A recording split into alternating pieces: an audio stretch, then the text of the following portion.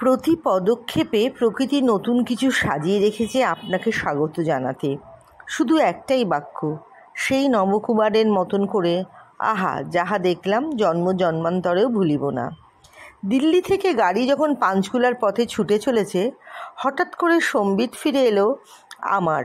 তাকিয়ে দেখি সূর্য পাটে চলে যাচ্ছে। চারদিকে মাইলের পর মাইল, গ্রামের পর গ্রাম জুড়ে সূর্যমুখী ফুল।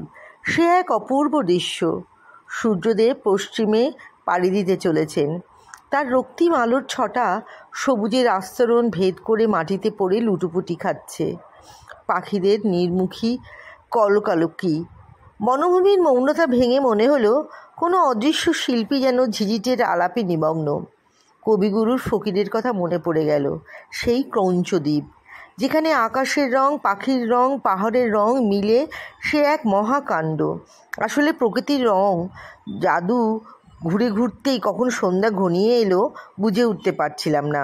কি অনাবিল, কি গভীর সৌন্দর্য!